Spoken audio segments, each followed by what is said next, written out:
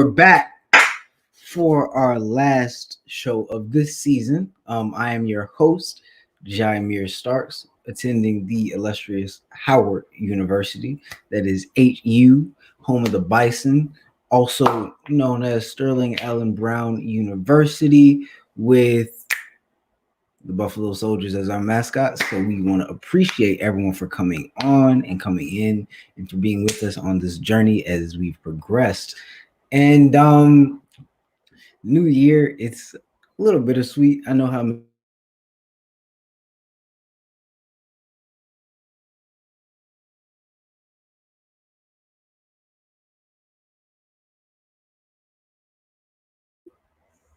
weird. FBI is very much so on me. How you doing, Miss Sawyer? All right, glad you're with us today. A little bit weird. I don't know what that was just now, but as I was saying, things are coming to a close, but we're just turning the page. And then I was trying to segue that into season 4 of the Virtual Village, where we'll be coming in, Miss Starr, Mr. Rodney, and our lovely readers, going back to that tradition of culturally affirming literature and those foundational reading skills that our Black boys and girls need. So be tuned in for that, and that's on February 1st. And then on January 18th, we have our Martin Luther King Jr. show. So that'll be featuring me as well as other familiar faces as we come in and sort of get things started and ready to go with that one. But you already know what we get into here. We typically have our opening, our welcome, where I come and I spit it with you a little bit. And then I come back after this great affirmation. So let's get to this great affirmation with Shania. Greetings, virtual villagers. My name is Shania, and do you know what time it is? It's affirmation time! Time to remind ourselves how great we are. So everybody, repeat after me. I am smart. I have purpose. I am confident. I am valuable. My voice is worthy of being heard. I am an asset to my family, school, and community. I respect myself and I respect others. I am beautifully made inside and out. I love my beautiful hair and I love my beautiful brown skin.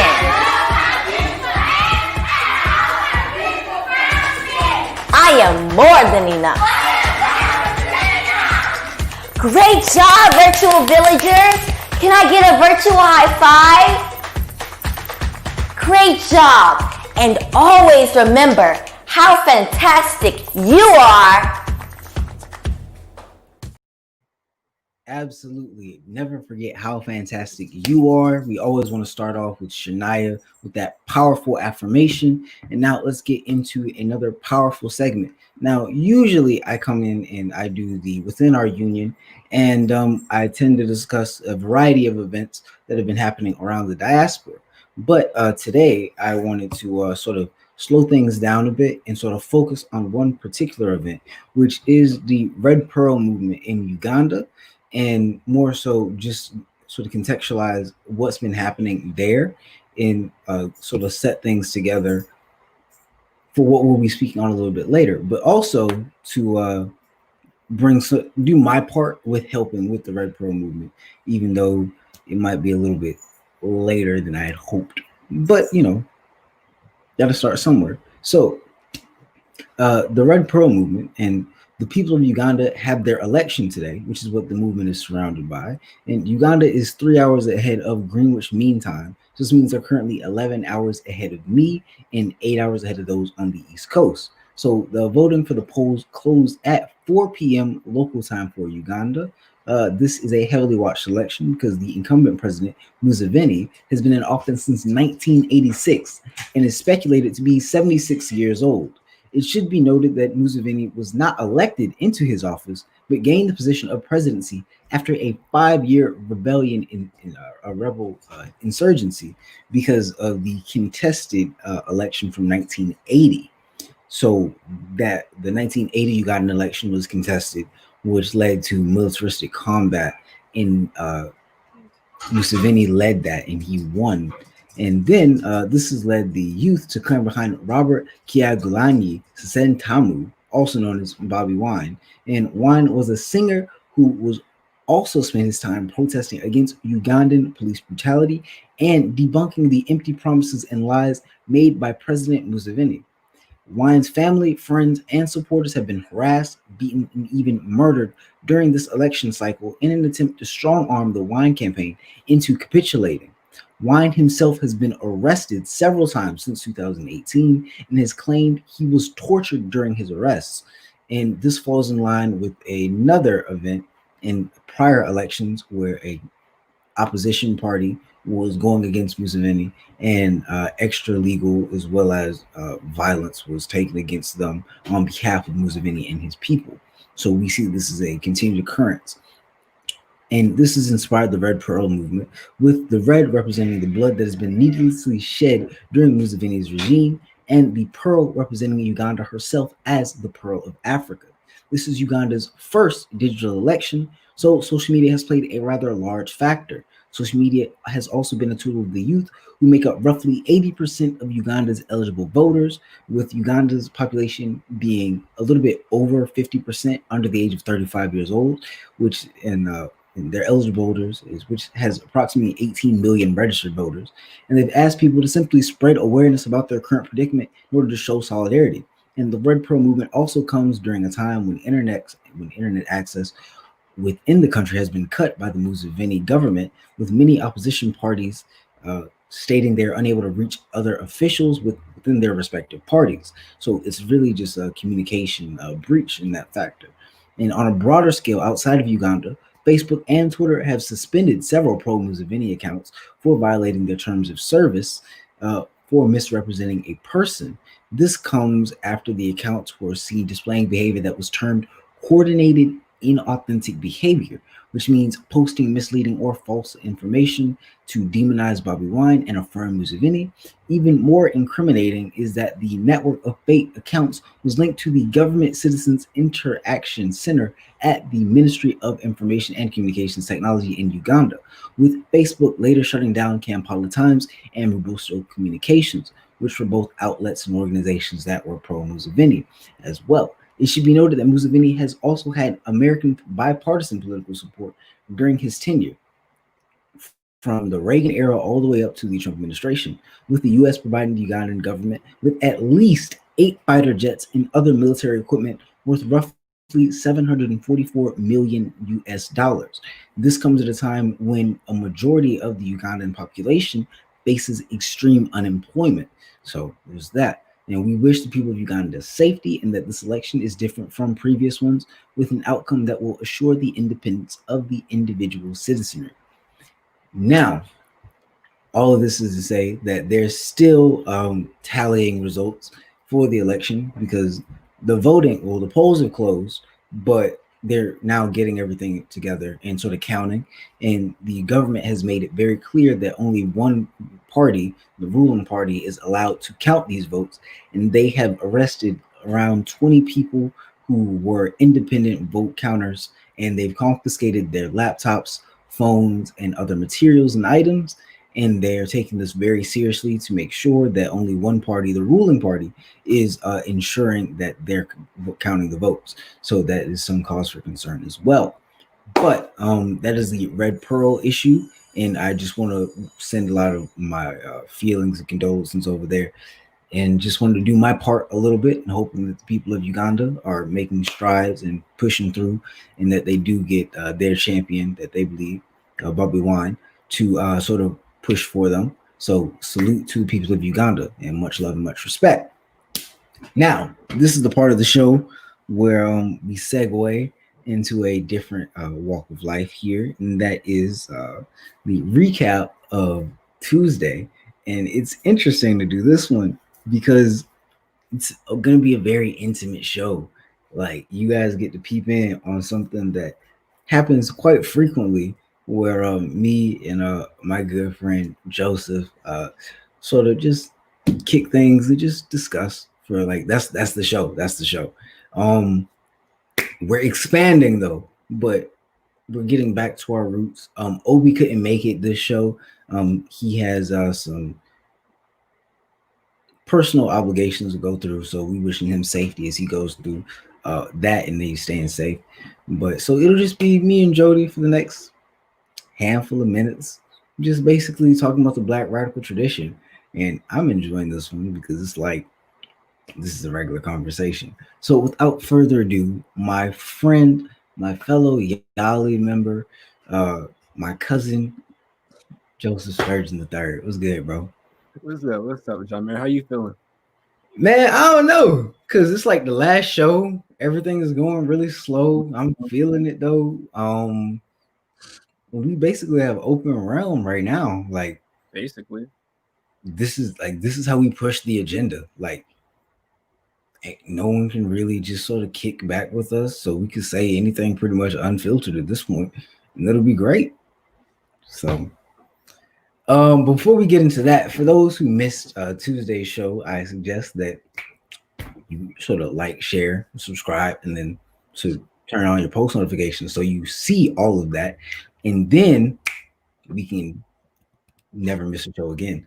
But for Tuesday's show, we spent time talking about the Black radical tradition in the well, we always like to sort of historically contextualize it, and we brought up about Cedric Robinson and how he coined the term in the 1980s with Black Marxism, and how Black Marxism was used to sort of turn Marxism, which is more so like a scientific analysis, and put it in a way that understands what it's like to be a racialized individual, especially what it's like to be a Black person, and how Marxism can then be used as a tactic there. And we expand about how the Black radical tradition itself is really a cultural phenomenon within Black people that pushes for our own self-determination, as well as is really a key point in being Black, because it furthers the general ideology that we have here at CCIA, and that's been imbued within all of us, is that we recognize our own humanities and we love one another and everyone else's Blackness. So that is what the Black radical tradition is. But the radical nature of it is where things might get lost in translation. That's where we start talking about dialectical materialism and the means of production. And that's where a lot of the socialist or communist or leftist ideology and jargon gets placed in.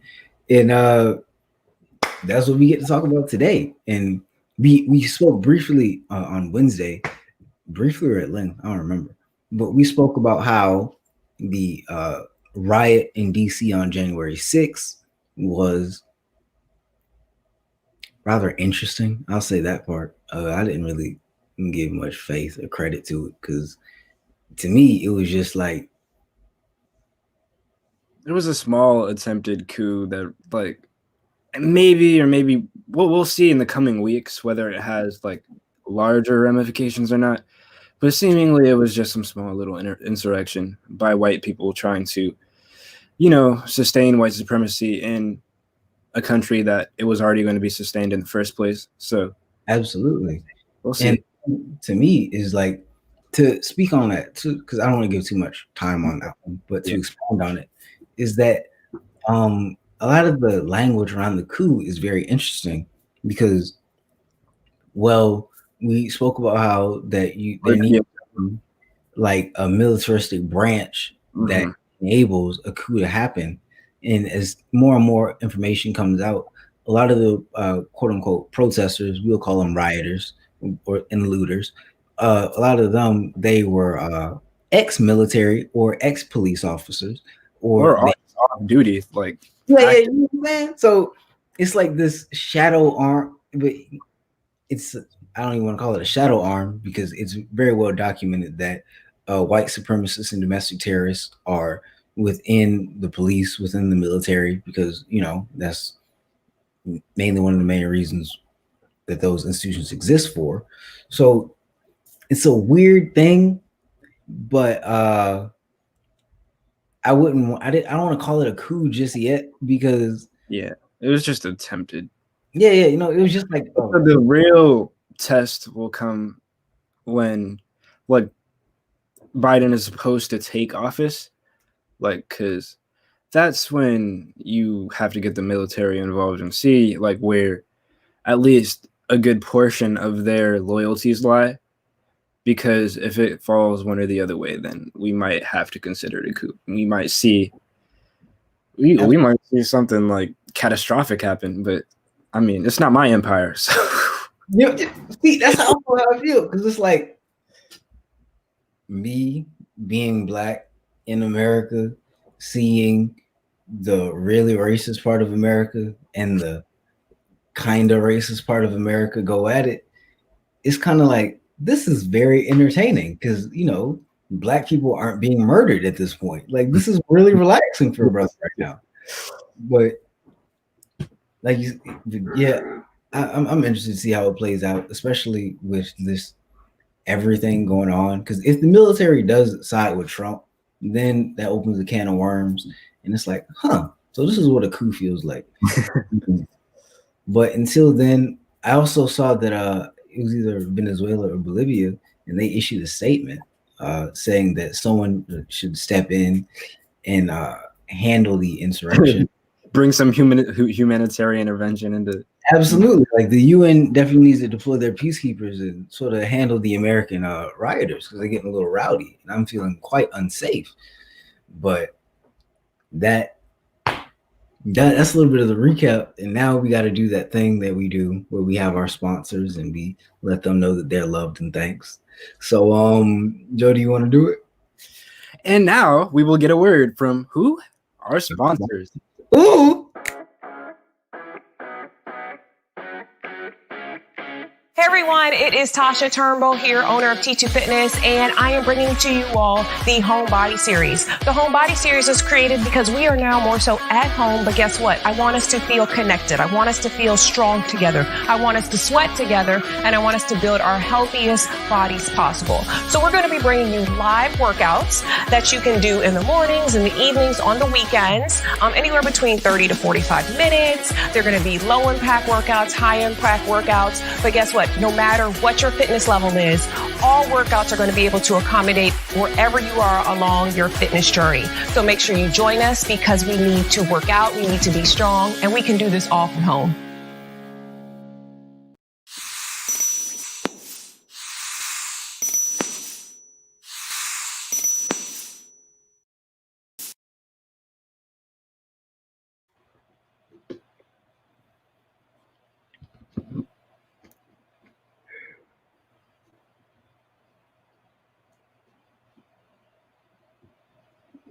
You know what the funny thing is? What?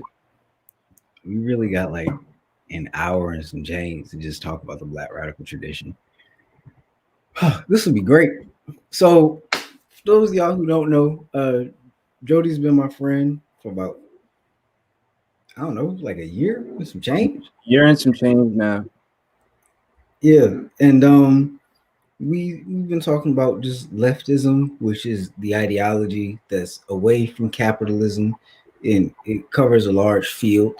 And right now, there's this the Black radical tradition sort of touches on that because it's in the book Black Marxism. And a little bit about Marxism is that Marx believes that there is a certain event that must happen for the proletariat or the working class to sort of defeat the bourgeois or the bourgeois, and that is a class revolution that requires violence. And Jody's Haitian, so it makes sense. There it is, Black Jacobins with CLR James. Jody gets it. So basically, oh man, I don't even know how I want to start this one, but I guess we can just start it off. So we're talking about Black Marxism. So obviously, when we speak on the Black radical tradition, or when Robinson speaks on the Black radical tradition, there is a militant working class element to it. And we've seen that militant working class element throughout Black history. And when we speak of Black history, we're not just talking about within the confines of the US, but Black history within the diaspora with the several well, there's the Haitian Revolution, the several enslaved African revolts with Nat Turner, Denmark, BC, and even then there was the Amistad, which was a slave ship that was commandeered by Africans who were sent to be enslaved, and then. I was just gonna ask a question, but you can keep going. Wasn't it the very last slave ship that they were sending to the Americas, the Amistad? That was the. Is that a different one? No, that was a different one because I think that one was like the Clotilda. And Zora Neale Hurston, she mentions it rather extensively with Cudjoe Lewis, who was supposed to be the last enslaved African in the American slave trade, and that was in the early 1920s when she interviewed him. And the book Barracoon sort of details and documents that one. So, but I don't think Amistad was the last. But then we spoke on Quilombos a bit and how basically when it comes to being Black in any sort of subjugated area dominated by Western colonizers, there's the condition of any sort of human being that's like, maybe I want more for myself. And Black people have done that time and time again. And the most successful being the Haitian Revolution, very successful. But there are also other revolutions that have happened or other class uprisings. And just looking at the militant working class element of the Black radical tradition, and then understanding how we saw that over the summer, because this summer it was very organic in the sense that there was no leader or like figurehead who came out and had said, hey, like, this is what we're going to do. There are people who tried to do that, and the movement was eventually co-opted, but that like April, May timeframe where they were burning down police precincts and cities were on lockdown, you have to understand that was working class people. Yeah. So looking at that, the question is, how do we maintain that energy? Especially understanding that we're about to see extreme economic duress.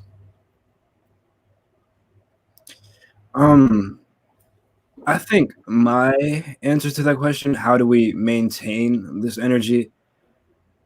When we look back at the protests from April and May, one thing that characterizes how the majority of people felt at this time was they, and all of us pretty much were, at least Black people, were enraged, fed up kind of. And I remember reading like in the Black Jacobin, C.L. James talks about how basically how revolutions end up occurring is it's a culmination of centuries and centuries and centuries and centuries of century of anger festered up and like building itself to a boiling point, to the point where basically just everything inflames within the people. And I think to maintain that energy as a people, we just have to maintain that anger and remember what caused us to be angry in the first place. And remember that, you know, the institution that keeps killing us is still applying the pressure. So why should we stop applying our own pressure? Because battles have to end at some point. They don't just fester and die off. Absolutely. And I'm glad that you use the term battle here, because to be Black in America or to be African in the world, you're at a constant battle and it feels like a continuous war. And to elaborate on what we spoke about with the Red Pearl movement currently is that right now there are millions of unemployed Ugandans who are struggling to make ends meet. And so we're seeing that that's the working class element.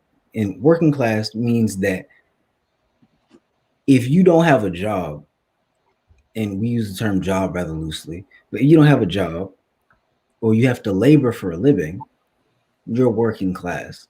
Many people are working class. They just are deluded into believing that they aren't because they have better standing. Their standard of living is higher than other people. And that is another technique that's been used to sort of fragment the working class and the people of the world because it's like, oh, I have a car, so I'm better off than someone who's homeless when you're both working class because a lot of people are one or two missed paychecks away from being homeless, as we saw with the current COVID crisis, in the sense that many people are facing eviction because they haven't worked in several months. So understanding that the working class people of Uganda are facing a struggle here, and their struggle is that they want to unseat a despot who's been in power for about the last 40 years, roughly. And is it not to sort of pour on their parade or anything, but do you believe it's possible to unseat a despot who's been in power since 1986 through an election when they've already been so ingrained in that office? I guess that depends on the conditions of the election. Like, can they realistically, like, if it was a larger population, like if it was a unanimous decision of like the people to unseat this man, like would it be feasible, or is it just like rigged straight up, like through electoral means they can't unseat him? To me, it's like, because what I'm getting from just reading about it, the elections don't seem rigged. They seem rigged, right? But at the same time, it's been extreme violence against opposition parties to the point, like, I forgot the person's name, but he'd served under Museveni for quite some time, and then he ran against Museveni, and he faced the same things that Bobby faced. And so with the violence, the murders, the torturings, and et cetera, and it got so bad that even the courts don't uphold some of the actions by the ruling party because they try to indict. Well, after the first opposition party ran, he ran twice. The first time he ran, and then he had to flee the country. And then when he came back, he was immediately arrested on charges of rape and, like, to sort of slander his character. Not only were there charges of rape, there were treason charges again of treason and just weapons and other things like that, all because he was running against. So these were brought forth by the ruling class party. And the issue here is that the social media blackout, and they're cutting the internet as well. Yeah, I'm seeing, because I'm reading the thing and they're like, this is going to be a digital election. Yeah, you know what I'm saying? But they're cutting the internet. So it's like, how free can your election really be if it's the first digital election, but the internet is cut for a majority of the people around the country? And another thing that's really been bugging me, and we can take the mask off on this one, is that this is a Pan-African podcast production. So usually when the United States supports a certain foreign government or foreign entity or power, that is a red flag for, a person such as myself, due to the fact that the U.S. usually has the U.S.'s interest in mind and heart. So, and a African people who are able to sustain themselves is detrimental to the American empire. So the fact that Ronald Reagan himself supported Museveni, and it's been reported that when Reagan and Museveni first met each other, Reagan had warned Museveni of working with the late Muammar Gaddafi, and Museveni promptly replied with, "I have been fighting Gaddafi for years. I hate Gaddafi." And then Reagan said, "I am preaching to the choir." And that's a red flag to me, because if you have Reagan's stamp of approval, it's kind of like, probably shouldn't be cool with you, bro. Just gonna be honest with you.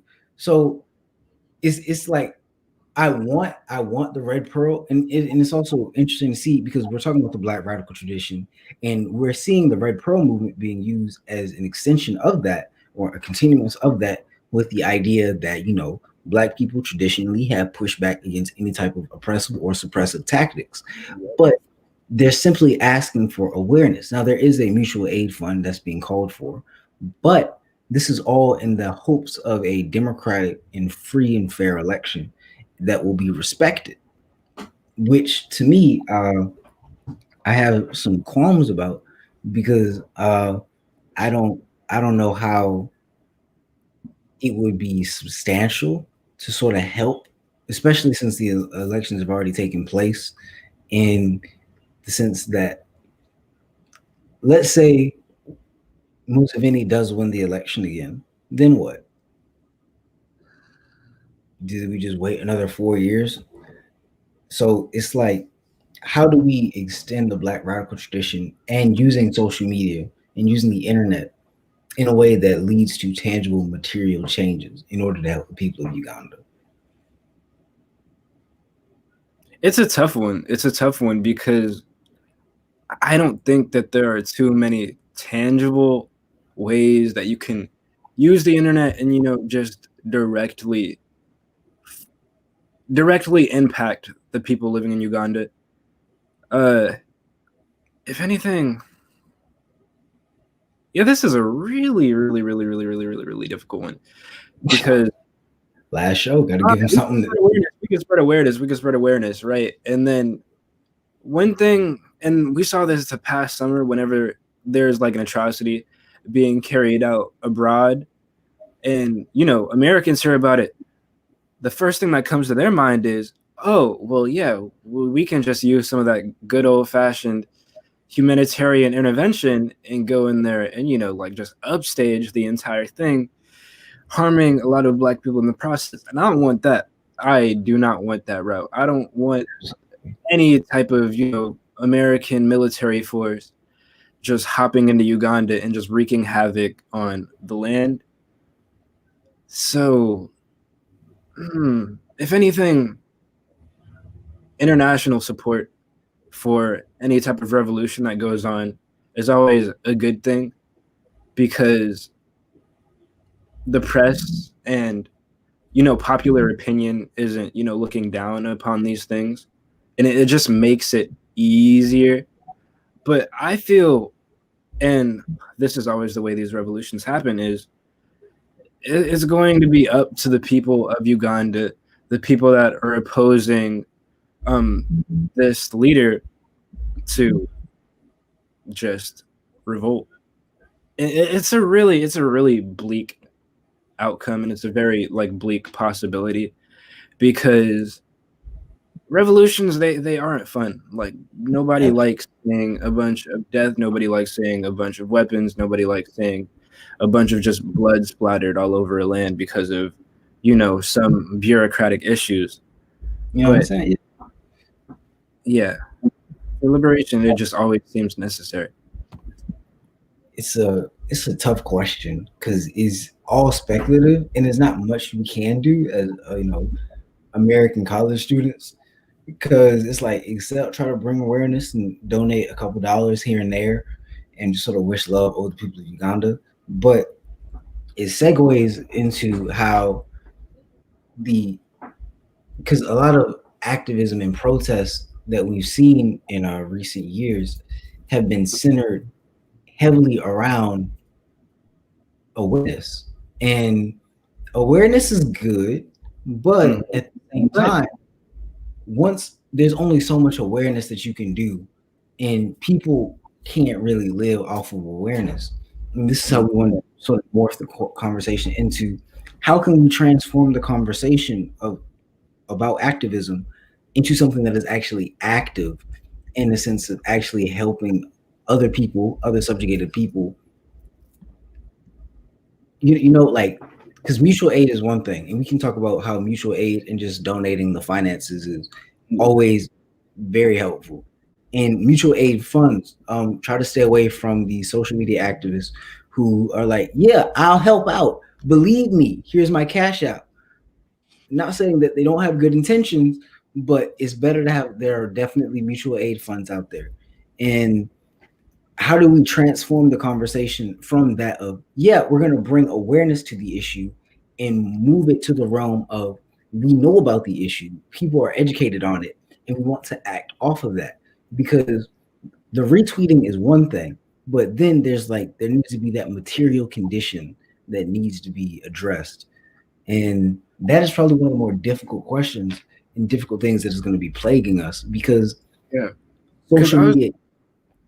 Oh no, because I was going to say, like, even with the mutual aid funds, like, let's say we funnel money over to the people of Uganda, because currently, you know, what the object is, what they're trying to achieve is they're trying to basically force about a transition of power through a digital election, and this is like becoming increasingly difficult for them because, oh yeah, we're holding a digital election, y'all, and while we hold this digital election, what we're going to do is cause a bunch of power outages and cut off y'all internet. Yeah, who's gonna vote me out now? So it's just like, okay, yeah, we sent y'all, like, y'all sent us all this money, but like we don't really have control over, like, you know, the lights being on. So it's like it becomes a very tricky situation when, like, you aren't holding all of the cards, because it's just, there's really not much you can do.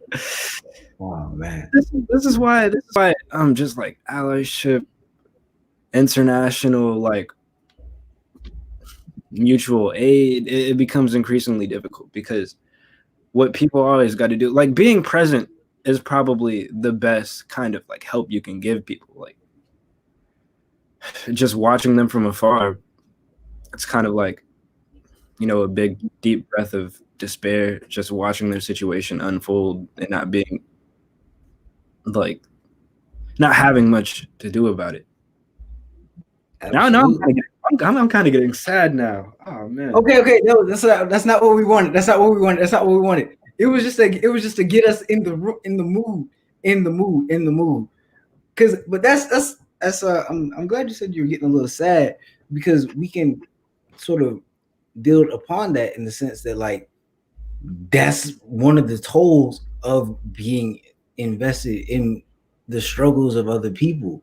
As a human being, you're going to be led to care about other people, and that's why you want to be active, and that's why you want people to be there for you so you can help them out.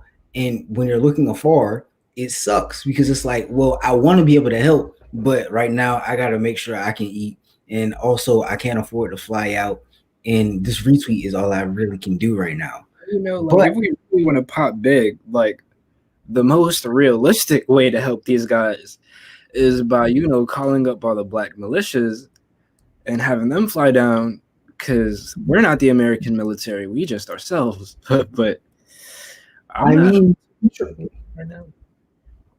Okay, we can build off of that, but we got another face in the room. Yes, we do. You want to introduce him? We didn't introduce him. Oh man, you want to do it? All right. So next, we got on a very charismatic, a very commanding guest. He has spent his time in Silver Spring, Maryland. He has spent his time in Togo. He has Ghanaian roots. He is a double philosophy and history major, attending the Howard University. Is slated to graduate in 2024. We got the great Foley Quavy coming to join us. Absolutely. What's up, brother? Hey. What's good, bro? Hey. Oh man. So, well, this should help out. Foley's here. What a lovely face, man. This is beautiful. Oh man. Thank you took the flag down? Yeah. Oh my. No, it's still there. Just next to the teddy bear, like right there. It's there. It's just next to all the books. It's next to all the books. That's crazy. Yeah, Face it is. like 40 viewers. But yeah, Foley, we just talking about the Black radical tradition right now, and we was like, we can't really have this discussion without Foley. So I'm glad you're here. This is probably one of the first times we brought somebody on roughly halfway through the show. Well, I'm glad. Yeah, last resort. Not even the last resort, bro. You be one of the first names at the list, man. Because Exactly, bro. We can get you on every show we wanted to, bro. I mean, thank you. It warms my heart, I think. nah, but to get into it, we were just talking about how, yeah, it all relates. Because we were speaking about how, like, when you dwell on certain things that relate to Black people and our struggles, it's depressing, it's heartbreaking, and it makes you feel helpless. And the only way to sort of mitigate that is to actively be in community with people so you can lean on one another. And that is the communal aspect of being Black, of any type of movement work, is that there needs to be an understanding that you can't do it alone. There needs to be other people with you, not just for the sake of accomplishing the goal, but in making sure you maintain your sanity. And that's one of the reasons why we have Foley join on, just to sort of illustrate that in motion and seeing that 2 people can make it work, but 3 people can do it a lot better. And so, show enough. I was gonna say, I remember like earlier this month we were talking about how that activist, and she made a whole thread about why she thinks we'll never see Black liberation. And you talked about how that was so messed up. Why was she saying? Yeah, and you talked about how the basis of your activism should be the love of your people, and as well as understanding that, like, this is intergenerational, struggle that we go through. I think it's very easy to be pessimistic, because it seems like every step we take is like 100 steps back. And I think that if you don't have that understanding that, like, your purpose and what you're doing, it's you being a part of like this higher fabric of liberation, and that you have a pivotal role. And I think that the more you engage with people and the more you see that, as well as understanding your history, that, we're strong people, this too shall pass. And if you the optimism, you don't get that by yourself. You get it from the people around you and what you do, and you share and take in that energy. But it seems like a lot of people, they're quick to give up because they don't see that change happening quick. And No, I was gonna say, like, aside from just being Black, we're still human beings, and things process take time, as it should in our human nature. So you're not gonna get freedom tomorrow or next week. This is a constant struggle that you build towards up, and eventually you're gonna reach it. And I was just going to say, like, the way that they were approaching it, because that's not the only time that they've made a thread speaking to how, like, oh, well, y'all don't do this and y'all don't do that, and y'all are stuck in this mindset, and therefore we will never see, like, that's not the only time that they've said this. But what I'm noticing, and it's a reoccurring pattern, is people always take this very individualistic approach to activism, because time and time again, I've seen them make these threads talking about, like, yeah, like, I do this, I do that, no matter what. I show up for my people. And it's like, where is the we? Yeah. You're doing this for a larger, like, what are you doing this for? And, it's bigger. Like, is it for self-gratification or is it for liberation? Because it doesn't sound like doing that self-gratification. Like, you're gonna keep trying and trying and trying, but you're not gonna be satisfied because you have a lot of issues going on. And once you think you're done with one, you have 1,000 more you got to touch up on. So you're never gonna fulfill yourself if it's just for you. It's bigger than just you. It's pieces of everybody who's helped build you up, and you building up other people, and again, like, you sharing your energy and unity within one another. So it's a slippery slope if it's just you versus the whole world. And to build off of what Foley was saying, and there's a lot of people, and just to, not even that, just the conversation itself is that like a lot of people view certain things as individualistic, so which is really disrespectful to Black people everywhere, to be honest with you, because for every Martin Luther King Jr., there were hundreds of thousands of Black people who believed in Martin Luther King Jr. and who marched with him. For every Malcolm X, there were hundreds of thousands of Black people who were right there with Malcolm X.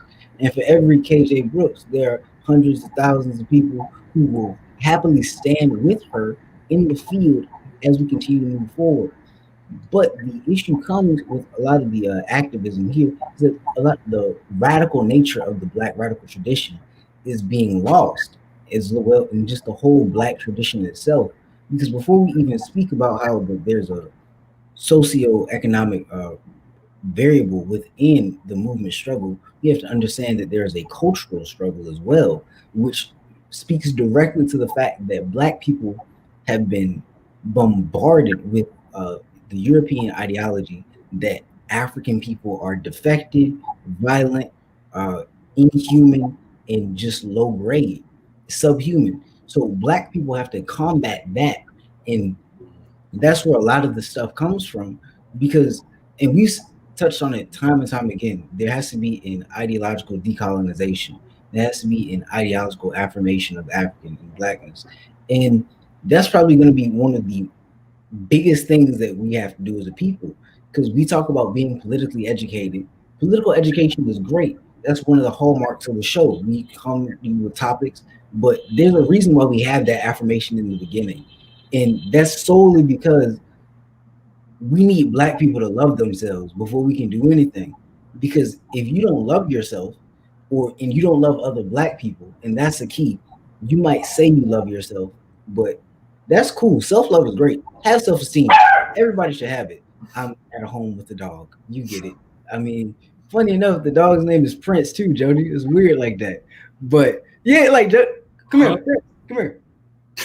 Come here. Doggy. Come here, Will. You's already gonna be loud. Come here. So this is Prince. Prince. This is Prince. Oh, Prince me. Yeah. It's like that Spider-Man meme, but not real. Namesake. Anyway, but we definitely have to get on the fact that an ideological decolonization must happen, in the sense that you don't critique Black people and talk about everything that they're lacking and then say you're for the movement, because you're basically parroting white supremacist talking points. Granted, do Black people have the ability to sort of change their own destinies? Absolutely. We've seen that happen time and time again. And then there's always like that, we got time, we can talk about it. So there's this belief that Black people aren't good with economics and that Black people are bad with money. And it's this idea that Black people rather buy Jordans and a passport or spend a stimulus check on, I don't know, rent instead of like an LLC. You know, all of that stems from capitalism and an individualistic mentality that puts the onus of the system and everything that the system entails on a single person instead of the system. And we have to understand that, one, well, Black people are great with money. Like, there's a reason why Black people have continuously made the least amount of many other groups for centuries. Because remember, they forced us to work for free and still make ends meet. Like, Black people can stretch a paycheck. The issue with it is that the paycheck is never enough, and that's the reason why it has to be stretched in the first place. There's a reason why Black people can't afford to put money aside in the savings, because everything has to go to rent as well as children.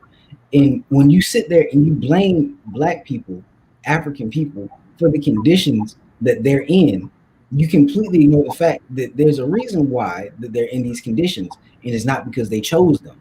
Because you can't be like, oh, you know, Black people in America don't do this, or Black people in Jamaica don't do this. And then we have to ask ourselves, well, how did they get to America? How did they get to Jamaica? How did they get to Brazil? And then we also have to ask ourselves, well, why aren't Africans doing X, Y, Z? And then we have to understand, well, did colonization not happen? Did imperialism not happen? Was there a conference in Berlin that did not take place in the 1800s? This seems to be in Teray speaks to this, and he says that if your analysis of the oppressed excludes the oppressor, then it's a faulty analysis. Mm-hmm. And that is where a lot of people are coming from. They love to chastise black people and punch down and say, oh, if we just taught black people how to be financially literate. You cannot hustle, grind, and financial literacy your way out of poverty. That's not how the system is set up. You might be able to get lucky and slip through the cracks, and that's cool. But for the vast majority of people, black people especially, the system does not want that to happen because the system is predicated on black poverty, black suffering, and black death. So with that understood, we need to redirect all of our energies. Instead of being like black people need to do this, we need to speak about how black people can combat XYZ within our communities. And that starts with just being able to speak with black people. And not just your friends, but you have to be comfortable enough to go to black people in other areas and build community with them, which is why I am very upset that COVID took that opportunity away from me this year, because I look forward to being within the DC community and basically doing my part to sort of help out. But that's what we're doing here with this virtual space. We're just building community and going that route. So that was my soapbox. Yeah. I was gonna say that it's easy to tell people about their shortcomings or to critique them instead of yourself. I think like the hardest part of being active in your community or trying to change it is that decolonization of your mind and trying to understand when you have your own shortcomings or your own ignorance or lack of knowledge on certain things, because it's easy to tell somebody you're being wrong because of this and that, but it's not very easy to tell yourself that. And it's the hardest process because you can help as many people as you can, but it's not potent if you're not learning or gaining something from it yourself too, in terms of developing as a person. So yeah, that decolonization of your mind is really important. That step towards being active in your community. But Yeah. Saturday, And don't tell me I will be going to DuPont Circle, and me and my friends are going to be building tents for the homeless people there. So I will let them know that you are there in spirit. So you will be helping community. That's love, bro. And okay, on top of that, because I just really want to go back to this just economic punching down that people do on black people that John Mayer was speaking of. One reason it irritates me heavily too is, bro, we have we have on average 80 years on this planet. Life does not last forever, and people deserve to enjoy the time that they got here, So it's like, I don't know why people think that black people alone should suffer, because suffer to have this economically sound life. We can't have leisure, we can't go out, have parties. I remember a lot of tweets would be in this real tweet machination type thing where they would say, oh, yeah, don't have a baby if you can't afford one. It's just that's eugenics, but okay. I'm literally poor, so I can have a child and bring life to someone and teach and just cultivate an entire human being. It's just really, really odd. And also, because Jameer, you remember when I was reviewing this article on consumption and wealth in the United States, on racial lines? Mm-hmm. That person's paper was really, really insightful, because what they said is poor people in the United States and black people in the United States, they spend according to what they have, and they found that the more that a person has, the more they spend in the United States. So basically, if you really want to look at it like that, people that have more are more reckless with their money. They're more like indulgent with their money. They spend a lot more, but like they do that because, you know, they can afford to do so without it being looked at as something that is very, you know, like unprofessional or very indulgent, or, you know, you're wasting away your money and you're throwing all these dollars down the drain whatsoever. And if we really, really get in deep to it, you know, like how people have this myth. What's the myth? What's the myth that I'm thinking of? It's the EBT, like the angry black woman EBT myth, like where, you know, you're not really working, like you living off welfare and you're not really working, blah, blah, blah, blah, blah. The welfare queen myth. Yep. Welfare queen. Like, and it never really made sense because, you know, almost every working class black woman that is able-bodied, you know, works for what they have in addition to living off of welfare. And if we really want to talk about indulgent people, right here, like I told you, I'm reading the Black Jacobins right now. And one thing that CLR James mentions is that all of the poor whites, rich whites, clergymen, everybody that was in Haiti, they were very, very, very, very, very just like indulgent. Like most of their time wasn't even spent working. It was spent like going to the bar, clubbing, indulging in, you know, sex workers, blah, blah, blah, doing this, doing that. And also leaving up all of their labor to like the black people in St. Domingo, which it was called before, you know, they took over and called it Haiti. And it's also funny because the way that he sets up the conditions in Haiti, it's in a way that the white people that were living there were so incompetent that it was just so very easy for the Haitians to like rise up against them and take over, because they weren't really, you know, keeping a tight edge down there. Like they was just wilding out. Absolutely, because indulgence begets indolence. Like that, and that's really what it is. Is like the empires are typically decadent because they view the labor of racialized individuals, especially the labor of African individuals, to be something that is a necessity and something that will never change. So they don't really fear anything coming from that, except when they do, which is why the Haitian Revolution has so many Southerners in the United States afraid, to the point where they had to start initiating black codes in a more serious manner, and they had to tighten down on some things, because there's this myth that people who are rich work for where they are, and that's not true whatsoever. The person flipping burgers that a lot of people look down on, the person who is cleaning, the custodian at the schools, the lunch ladies, the bus drivers, they work infinitesimally harder than the people who are the richest of the rich. And that's because, well, getting into it, we have to understand that labor is the source of all types of economics. If there is no labor, then all profit. I mean, it's the source of all profit. Like, absolutely. If there is no labor, there is no profit. There is nothing being done. And who labors the most within the country?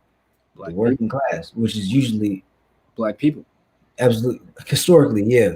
And, you know, shout out to all my Latina people and all my, you know, Asian Americans, things like that. But we're talking about black people. No offense to you, but I'm going to stick in my realm. And I know a lot about black labor. So now that we've gotten that out the way, we have to understand that when it comes to labor in America, as well as just labor on the continent of Africa and the Caribbean and South America, black people have been pulling all of that so Europeans and their descendants can basically live easily off of us. And when we talk about Elon Musk and Tesla, is it Tesla? Tesla, yeah, because the S before the L. Tesla, and how he's made a huge fortune. A lot of people ignore the fact that his father owned an emerald mine during apartheid South Africa. And a lot of these wealthy individuals, some of them do strike gold, and it's like, oh, okay, that's cool. Like with Zuckerberg and Facebook, but keep in mind that he was white, so his ancestors got paid a lot more than black people's ancestors did. So even then, the color of law speaks to that as well, how black people tend to get left out of just acquiring wealth in the realm of land or homes. So being able to send your child to an Ivy League college is definitely a leg up on other Black people who can barely send their kids to state schools. Yep. So when we look at this, we have to understand that labor is the basis for all types of profit, like Jody said, and that's when we get back to the radical nature of the Black radical tradition, in the sense that a lot of people try to separate race and class when it comes to Black people and say, oh, you have to put this first or that first. Absolutely not. You referring to the conversation that was just had on Twitter by them so-called white leftists. Yeah, me and my friends were talking about it. And not just that, because I remember Thandi, they had mentioned that they were looking for a communist circle with Black communists, because there's this weird understanding that just because a person is a leftist or an anti-capitalist and they just happen to be white, that they're not that bad of a person. You can still be a racist communist, bro. It happens. Even Engels didn't believe anything good came from Africa. So clearly racism is something that white people have to deal with. And I'm not talking about the anti-racism work, because we'll leave that to the people who want to educate white people on how to be decent folk. I'm talking about Black people. So when we get into that realm, there's not going to be a day where you wake up and you're like, I'm no longer Black, I'm a communist. There won't be a day where you wake up and you're like, I'm Black, but I don't got to worry about working no more. So it's so stupid, the argument that class is supposed to come before race. The old saying, it's odd because before there were ever any anti-capitalist, socialist, or communist thought coming out, there was always class. Class was a thing. And it's always been understood that economic class and social class are two entirely different things that can be affected by things other than the economy and, your salary and how much money you make. It can be affected by the color of your skin, whether you're a lighter skinned Black person or you're a darker skinned Black person. It could be whether you're a white person or a Black person. Like, if you look at basic history in literally any country where there's there's multiple races like involved in the society, you'll always see that they have the bureaucrats, right? Then they got the clergymen, then they got the poor whites, and then they have the Black people. And every historian says it, even like the white historians, they're always like, the poor whites felt a source of pride coming from the fact that they were not Black people wherever they were living. So even like the poor whites understood that my race comes before my class. They weren't like, oh, you're poor, I'm poor, let's get together. No, no, they were like, I'm white, and therefore that gives me some sort of status over you, because, like, I'll never be an N-word. So you can say it. I'm not gonna say it. Just like no, but definitely I agree with you. And it's the idea that if there is the move to a classless society, that classless doesn't mean that race will no longer exist. So we have to understand that there will still be racial stratification, because when we speak of decolonizing the mind, there's still that imperialist mindset that European folk have to contend with. And many of them don't wish to do it. That's why they hide around the fact that, oh, like, I'm poor like you. We're down, bro. Like, I would have voted for Obama 3 times. And it's like, you know what I'm saying? Like, people who are like, yeah, bro, if I could do it, I would impeach Trump 3 times. And it's like, that's cool. That doesn't do anything for me, though. I'm still Black. Like, you still lock your doors when I walk by the, and the Black radical tradition speaks to that. And Antonin Furman, who is another brother from the islands, he was a Black philosopher, and he advocated not for the eradication of race, because there's nothing wrong with race itself. Is it all a social construct? Absolutely. And does it have any real like genetic basis? Not really, besides melatonin content. But even then, that's iffy because there are white passing people who've gotten away with things. And so when we talk about race, we understand that it's all just social sciences and it has no real grounding. But Furman states in the fact that like there's nothing unequal about race itself. And if you go into that ideology, then you've already let white supremacy win. The black race has nothing to the African race, black race. Wow, this is starting to sound real 1930s-ish. But yeah, like black people don't have anything to prove to anybody else on the globe. All we have to do is just wake up black, live black, love being black, and die. That's literally it. Mm-hmm. And a lot of people have to really understand that there's nothing wrong with race.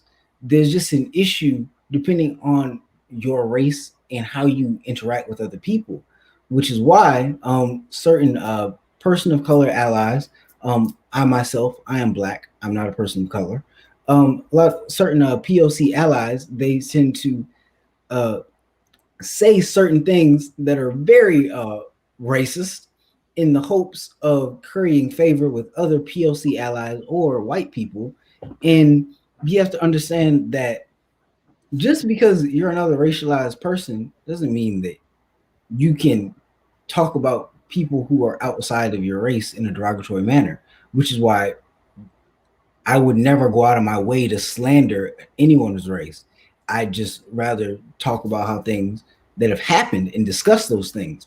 But as a person, I don't like conflict and I don't like ruffling feathers, but I do like conversation, and which is why we have this platform, which is why we're speaking about things. But there is no hate that I have for white people, Hispanic people, Latino people. Like there's no hate in my heart for anybody.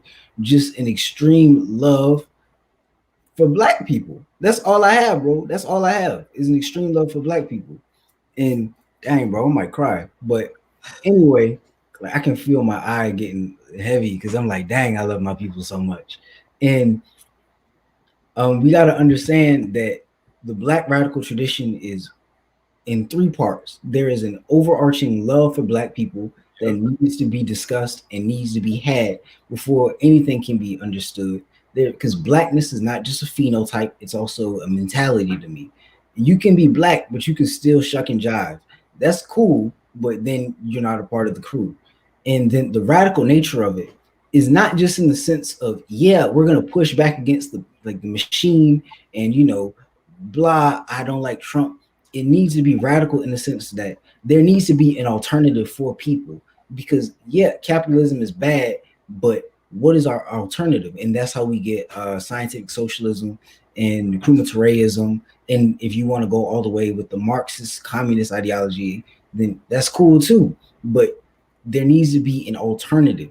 That is a part of the radical nature. The radical nature isn't just I'm upset, I'm gonna go outside and protest. It needs to be, what am I protesting for? Why am I out here? Yes, I'm out here because I'm sick and tired, but what is going to be the remedy? What is going to make me able to rest at night easy for my kids and my family? And that ties into the fact that it is a tradition. There is no I in this. There is no just me. There is no flag bearer. There is no single person leading the ship. It is an ongoing struggle, like Foley said, and conversation between generations. It is a simple passing of the baton. We learn from people before us so we can give it to people after us, which makes it really difficult when we understand that a lot of our history has been purposely misconstrued or just erased or attempted to be erased by Europeans, which is why so many people cling to Egypt, European and African alike, because that's all they really know about themselves. Which no fault of Africans. I never blame black people if it's in my power, because there's a reason why a lot of black people in America don't have a connection to, or claim they don't have a connection to Africa, is because they don't know any of the native languages. They don't even know what tribe or genealogy they come from, which is a part of the white supremacist plan to fragment African people. That's not their fault, but the initiative comes in the fact that, okay, you know where your people are, So you understand that they come from Alabama, they come from South Carolina. So where so you can get a start from there, because you can probably inference that you probably don't come from Libya. Just saying the Sahara is a very big desert and they got a lot of the Africans from the sub-Saharan region. But we have to understand that those three pieces, the black piece, the radical piece, and the tradition piece, come together to create the black radical tradition. And that is how we have to move going forward. Understanding that. Yeah, I can talk. Thank you. Thank you. Last show. Clown, boy.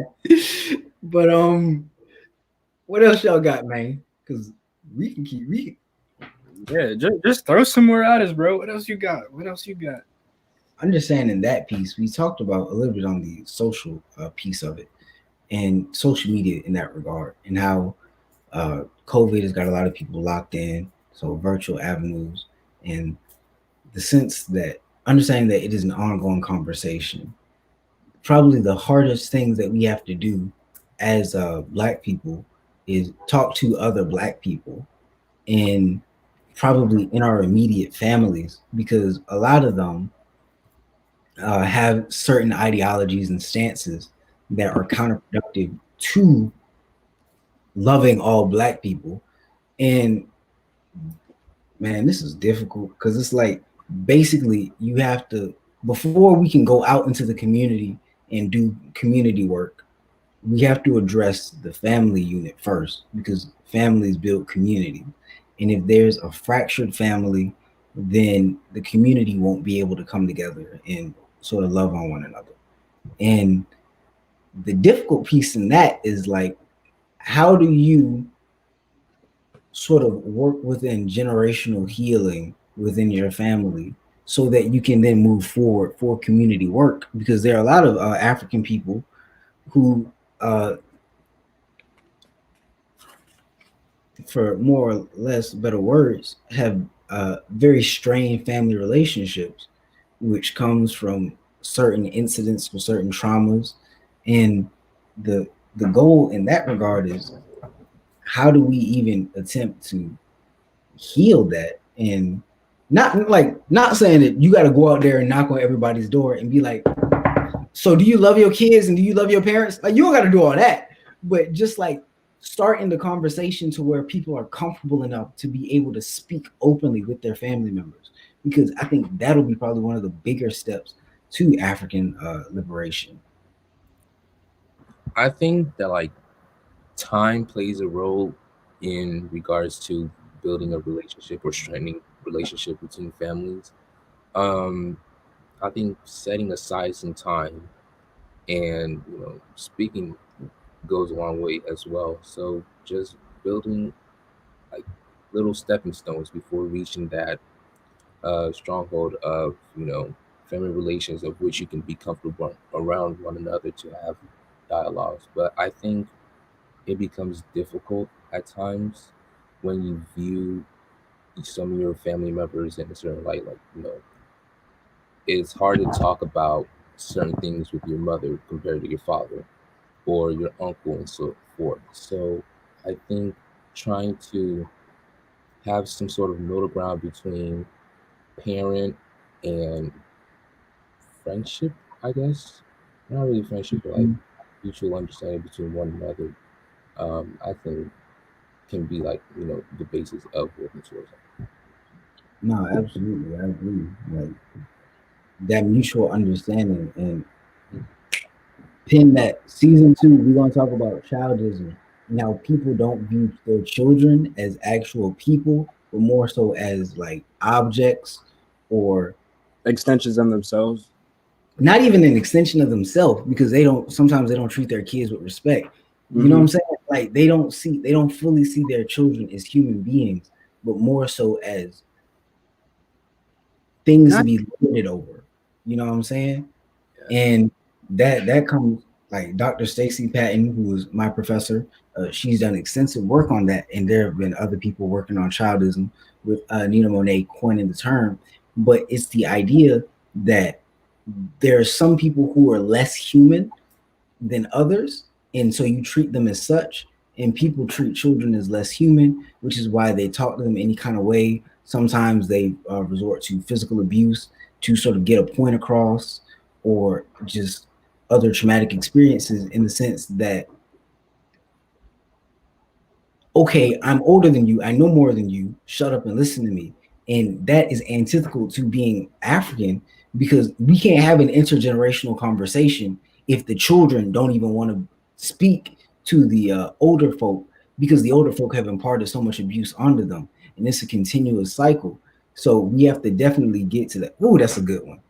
We will start talking about this like last minute, but that mutual respect and mutual understanding can never come because it's never been given. And a lot of people don't really respect their kids. They just sit there and like, well, I'm the parent, I'm older, I'm the grandparent. You respect me by default. I don't have to give you anything. And that's not how a society should be conducted, because everything is inherited. So even respect is inherited. It's like, okay, you have to come out and talk to children how you wish to be spoken to. But a lot of people don't do that. And that's an ideology that's very European, in the sense that, yes, a lot of the bad traits that we have as a people come from Europe. I will stand on that one. Yep. It's un-African. It's not black. It's not us. We don't do that. See it But time again.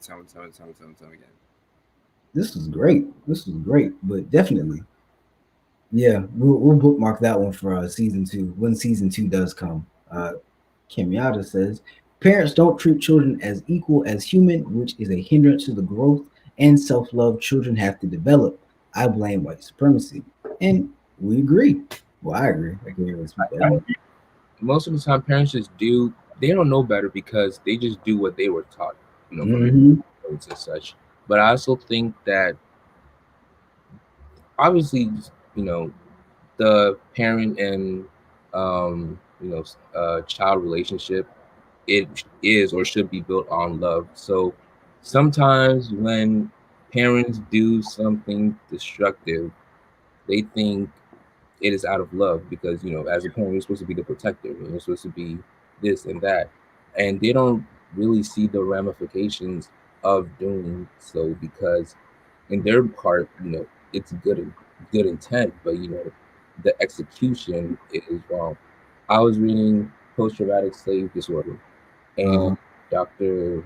I forgot her name, but the author of it, she was talking about how there's a generational trauma of slavery, of which parents protect their child. And she gave this example of, like at a parent teacher conference, and the black boy is with his mom and he's talking with the teacher, and they're talking about his grades, and they're talking about his behavior and such. And the mother proceeds to, talk down on her son in front of the teacher, and then she gives a recollection of how black mothers would undermine the intelligence of their black child, because if an enslaved child is smart or an enslaved person is smart, they become a target.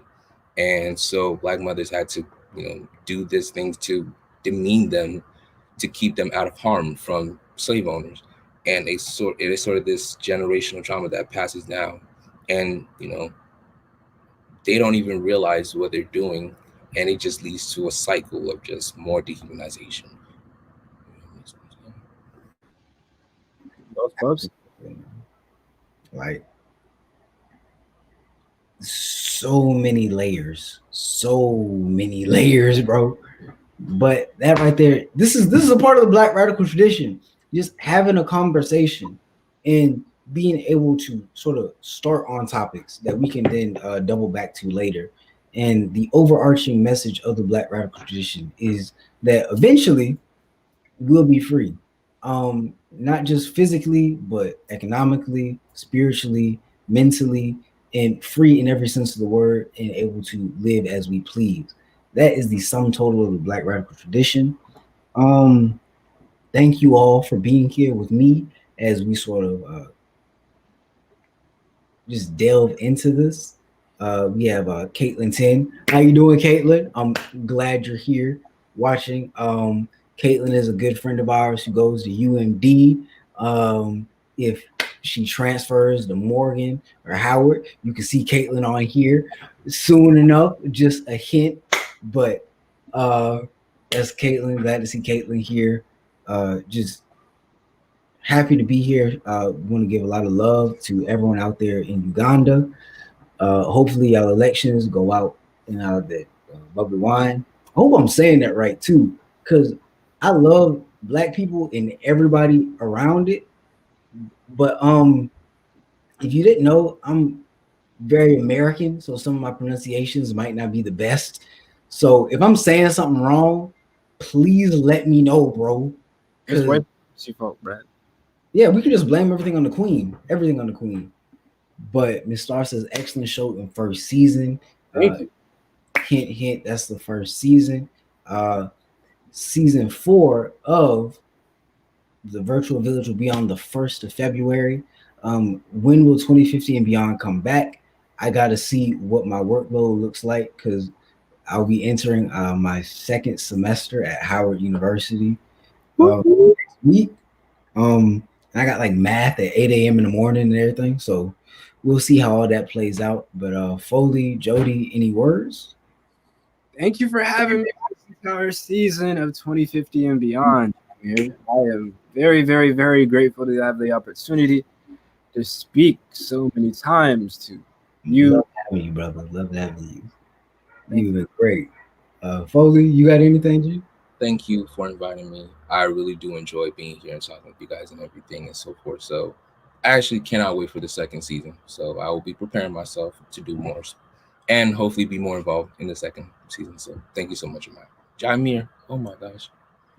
I'm tired. Yo, I'm so tired. But yeah. You don't sound tired when you was out there spitting it with us. But second season will be coming soon. Creator willing, pushing on to that. Just thank you for everyone who was on the show. Jody, Foley, Obi, Kalia, Jalen, Kimmy, Solomon. It sounded like DMX during the song. Y'all know what I'm talking about. But we want to rack up more HBCUs too. I mean, we had Howard here. We ended on Howard, but I want to see more A&T. We want to see more Morehouse. So that's that expansion. So in the meantime, we'll be playing episodes for you again, as well as just boosting everything and letting everyone know that we're here. Season 1 is in the books, but we're not done because after a word from our sponsors, we have our HBCU recognition, and this will be the last recognition of season 1, and it goes to a phenomenal school, one of the biggest HBCUs out, not just when we're talking about campus-wise, nor population-wise, but just cultural impact as well. And so now we have a word from our sponsors. So I want to thank Jody and Foley one last time, and we'll be right back.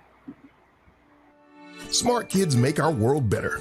At Heavenly Hearts, we believe that the right foundation is key to our future leader success. With our 4 key learning principles, which are inclusive learning environment, early exposure to financial literacy, community engagement, science and technology with engineering, art, and math labs will enrich each one of our future leaders as well as the community they are part of. In these unprecedented times, the $59 billion childcare industry has been dramatically impacted by the pandemic. Heavenly Hearts has currently implemented several advanced health and safety precautions to protect our children and staff at our current licensed facility in Chesapeake, Virginia.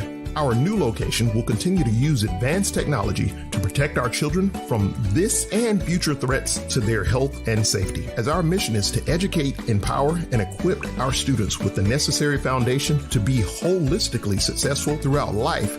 We invite you to get involved. As an investor or community partner, you can help in a variety of ways. Contact Serena Mag at 757-254-8156.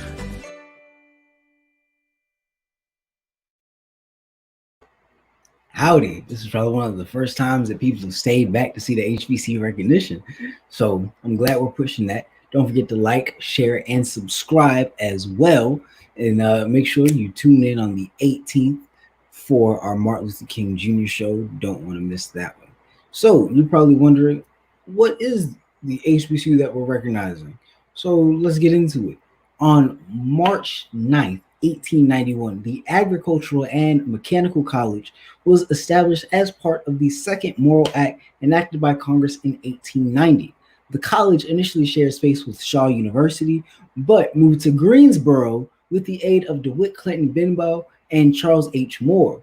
Then in 1915, the school would be renamed to the Agricultural and Technical College. Students at the college in 1960 would go down to a diner and do the unthinkable. They sat down. Those students were the Greensboro Four. These brave students would propel the student sit-in movement of the civil rights era. Later on in 1967, the college would become a university and complete the name that we all know it by, North Carolina Agricultural and Technical State University, or NCAT.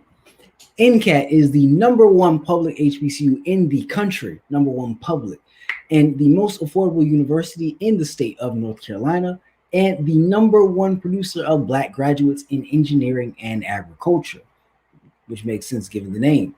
A&T has over 10,000 students on its campus at any given moment, making it one of the largest HBCUs by far.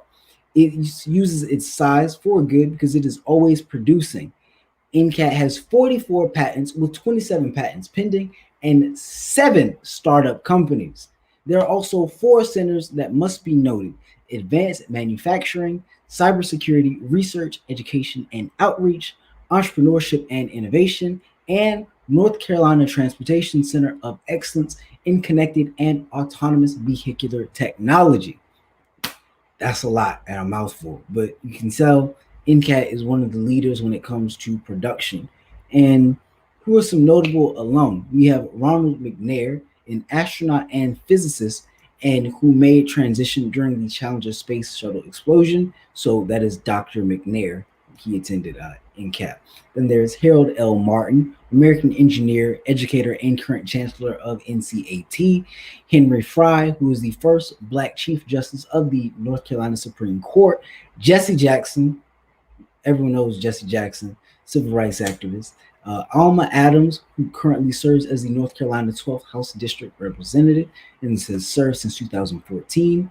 Janice Howroyd, founder and CEO of the Act One Group, and Clara Adams Ender, former chief of the United States Army Nurse Corps. So we salute you, NCAT, and we just want to make sure that someone from NCAT comes on the show next season. Wink. All right, but this has been great. Doing great on time. Things were a little bit intimate, but we started how we ended with 3 bison on the show. I'm exceptionally excited about what's going on. If you didn't know, this week has been rather mellow and relaxed because I'm just sitting there thinking about how can we continue to build upon things. And I'm going to be sad. I'm not even going to lie to you, man. We've been doing this for a minute. We're doing this for 7 weeks. Thank you for tuning in. Everyone who is a faithful viewer, liker, commenter, sharer. We appreciate you. Just love seeing you here with us. Oh, man. And thank you, Miss Starr and Mr. Lee, for working very closely and getting everything together. Season 4 of the Virtual Village is coming, though. So not going to be sad for that long. Because in the meantime, we have a Martin Luther King Jr. show on the 18th. Then on the 1st, we're coming right back at you with what we know. Familiar faces will always be around. I look forward to working with everyone as our virtual village grows and as we continue to move towards Black liberation. Now, I'm going to be out. This will probably be one of the few shows that you see me on for quite some time. So, without further ado, stay safe, stay Black, stay happy, and we're going to end on something a little bit different today. That's right. With Shania's affirmation. Greetings, virtual villagers. My name is Shania, and do you know what time it is? It's affirmation time! Time to remind ourselves how great we are. So everybody, repeat after me. I am smart. I have purpose. I am confident. I am valuable. My voice is worthy of being heard. I am an asset to my family, school, and community.